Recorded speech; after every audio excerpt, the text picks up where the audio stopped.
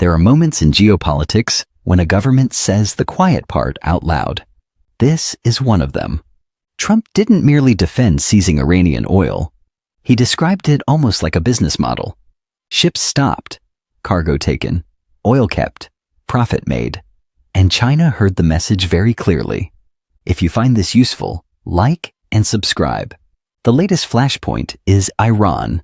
More specifically, Iranian oil Chinese companies and the Strait of Hormuz. The Strait of Hormuz is the narrow waterway between Iran and the Arabian Peninsula. Before this crisis, roughly 1/5 of the world's oil moved through it. Think of it as one of the planet's most expensive doorways. If it jams, everyone pays. The United States has been boarding and seizing Iranian-linked oil shipments while presenting these actions as part of sanctions enforcement. Iran calls it piracy. Washington calls it pressure. The markets call it volatility, because traders prefer words that sound less like gunboats. Then came the larger move. The U.S. sanctioned Chinese companies involved in buying and processing Iranian crude. One target stood out: Hengli, a major petrochemical player with a huge refining facility in Dalian. This isn't some tiny back-alley refinery with a rusty gate and a nervous accountant. It is a major industrial asset in one of China's key coastal economic zones. China's response was unusually direct. Beijing reportedly ordered Chinese companies not to recognize or comply with these U.S. sanctions. That is the real story. Not just Iran, not just oil, not even Trump's habit of saying the legally inconvenient bit into a microphone. The real story is that America used sanctions as a weapon, and China may now be deciding that the weapon has to be challenged in public. The mainstream reading is simple enough. Washington wants to cut off Iranian revenue. Iran sells oil. Oil funds the state. The state funds its military, its missile program, and its regional network. So the logic goes, block the oil, sanction the buyers, pressure the banks, and eventually Tehran has to bend. There is a certain brutal clarity to it. Sanctions have been one of Washington's favorite tools for decades because they sit in that comfortable gray zone between diplomacy and war. They allow a government to say, "We are not bombing you," while making it very difficult for your economy to breathe. Very civilized, very modern. The paperwork has improved since medieval sieges, but the idea is familiar. And in this case, the target is not only Iran. It is the entire economic network that lets Iran survive pressure. That means shipping firms, insurers, refineries, banks, brokers, ports, and increasingly, Chinese companies. China matters because it has become Iran's most important economic partner. If Iranian oil still finds a buyer, if Iranian trade still has a route, and if Iranian money still moves through the system, China is usually somewhere in the picture. So Washington's calculation is obvious. If you want to squeeze Tehran, you pressure Beijing's commercial links to Tehran. The problem is that this only works if China accepts the premise that U.S. sanctions are global law, and Beijing does not accept that premise. This is where the language matters. U.S. sanctions are often described in Washington as if they were the natural rules of the universe. Gravity pulls downward. Water is wet. The U.S. Treasury decides who may trade with whom. But most of these sanctions are not United Nations sanctions. They are American rules applied outward, using the dollar system, banking access, insurance markets, and the fear of secondary punishment. Secondary sanctions are sanctions against third parties. In plain English, do business with our enemy, and we will punish you too. For years, many companies outside America quietly complied, even when their governments objected. Why? Because losing access to the dollar system can be fatal. A company may disagree with Washington in theory, then obey it in practice. Principles are lovely until the bank account freezes. That is what makes China's response interesting. Beijing has long opposed unilateral U.S. sanctions. That part is not new. What appears different here is the reported use of a blocking measure telling Chinese companies not to comply. That changes the tone. China is no longer merely saying, "We object." It is saying, "Our companies must not treat your sanctions as law." That is a much bigger statement. And it is happening because Washington may have misjudged the target. Sanctioning smaller Chinese teapot refineries is one thing. Hitting a major petrochemical facility tied into regional industry, exports, and strategic supply chains is another. You can poke around the edges of someone's system for a long time, but eventually, you touch something they consider central. My read is that Hengli looks like that kind of line. The deeper issue is not whether Iran sells another shipment of crude next week. The deeper issue is whether the US can still use sanctions as a global command system in a world where China has the size and confidence to say no. For roughly 3 decades after the Cold War, Washington operated in a rare environment. It had unmatched military power, unmatched financial reach, and control over the plumbing of global trade. The dollar was the key currency. U.S. banks mattered everywhere. U.S. law had a way of turning up in places where nobody had voted for it. That system made sanctions extremely powerful. A country could be cut off from finance, investment, technology, shipping services, spare parts, insurance, and international payment channels. You didn't need to invade. You could isolate. You could make the cost of normal life rise every month until the target weakened or the population suffered enough to create political pressure. Sometimes sanctions hurt elites. Often, ordinary people pay first. This is the uncomfortable part many commentators skip. Sanctions sound clean because they do not produce dramatic footage on day one.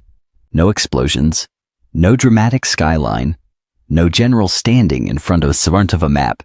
But economic pressure works through shortages, inflation, medicine delays, factory shutdowns, blackouts, unemployment, and collapsing public services. A missile destroys a building. Sanctions can slowly ruin a hospital's supply chain. Different instrument, real damage. The file also connects this to Cuba and Venezuela, where Washington has used oil seizures and economic pressure as part of a much broader campaign against governments it once weakened or replaced. That comparison is useful because it shows a pattern. The U.S. says these measures target regimes. The regimes tell their populations the U.S. is attacking the nation itself. And here is the problem for Washington. Sometimes the regime's argument becomes easier to sell. If you seize a country's ships, take its oil, sanction its buyers, and threaten its banks, do not be surprised when its leaders say, "See, this was never about one policy. This was about sovereignty." That does not make those governments noble. It makes them politically lucky. External pressure can break a government. It can also harden it. Iran understands this very well. Cuba has survived under pressure for generations. Venezuela, despite enormous damage, did not collapse in the tidy way Washington hoped. And now, China sits behind many of these cases, not always as a savior, but as an alternative. That is new. For much of the post-Cold War era, if Washington closed a door, there were not many other doors big enough to matter. Now there are. China can buy oil. China can build infrastructure. China can supply solar panels. China can offer payment channels, investment, technology, and diplomatic cover. Not always enough, not always cleanly, but enough to change the equation. This is why sanctions may be backfiring. The more aggressively the U.S. uses the dollar system, the more incentive other countries have to build ways around it. The more Washington tells companies in China, India, Turkey, Brazil, or the Gulf who they may trade with, the more those countries ask a dangerous question: what happens if tomorrow we are the target? That question is doing quiet damage to American power. Not dramatic damage, not overnight damage, but structural damage. Empires rarely lose control because one rival shouts louder. They lose control when too many governments start making backup plans. And sanctions are now teaching the world to make backup plans. So where does this go? I see 3 scenarios. First, Washington doubles down. That would mean more sanctions on Chinese firms, more threats against banks, more maritime pressure near Iran, and more attempts to force third countries to choose between U.S. access and Iranian trade. This is the familiar path. It is also risky. If the Strait of Hormuz remains under pressure, energy markets will not treat this as a legal debate. Oil traders are not sentimental people. They see choke points, insurance costs, shipping risks, and refinery disruptions. If enough of those rise together, prices move. Then food moves. Then politics moves. Energy is never just energy. It sits under transport, agriculture, chemicals, fertilizers, manufacturing, and household budgets. Pull one thread hard enough, and the whole coat starts looking nervous. Second, China absorbs the pressure but avoids escalation. This would mean Beijing keeps buying Iranian oil through adjusted channels, protects key companies where possible, and avoids a full frontal financial clash with Washington. That is often China's style. Firm, patient, allergic to unnecessary drama, very unlike Washington, where policy sometimes appears to have been written in a group chat after midnight. This scenario is probably the most stable in the short term, but it still moves the world away from U.S. financial dominance over time. Quiet resistance can be more effective than loud confrontation. New payment routes, new insurance structures, more local currency trade, more political coordination through BRICS, the Shanghai Cooperation Organization, and regional bodies. None of that replaces the dollar tomorrow. People who say the dollar is finished by breakfast are usually selling newsletters, but the direction matters. Third, this becomes a broader sanctions war. That is the dangerous scenario. If Washington keeps expanding secondary sanctions and Beijing starts actively punishing compliance with them, multinational companies could be trapped between two legal systems. Imagine being a refinery, bank, shipping firm, or insurer and receiving two orders. Washington says, comply with U.S. sanctions or lose access. Beijing says, comply with U.S. sanctions and break Chinese law. That is not a policy dispute. That is a commercial nightmare with flags attached. The companies will look for loopholes. Governments will look for pressure points. Lawyers will grow rich, which is usually a sign that civilization has taken a wrong turn. The bigger risk is that sanctions stop being a tool and become a dividing line in the global economy. One system centered on U.S. rules, another system built to resist them. That does not mean full decoupling. The U.S. and China are too connected for clean separation. But it does mean more friction, more redundancy, more suspicion, and more political control over trade. Globalization does not end with a speech. It gets strangled by compliance departments. What most commentators are missing is that China is not defending Iran out of charity. Beijing is defending its own right to trade without Washington acting as the licensing office of the planet. Iran is the immediate case. The principle is much bigger. If the U.S. can decide that a Chinese refinery may not process Iranian crude, China has to ask what comes next. Russian minerals? Venezuelan oil? Cuban infrastructure? Semiconductor inputs? Shipping insurance? Bank settlements? At some point, every sanction becomes a precedent.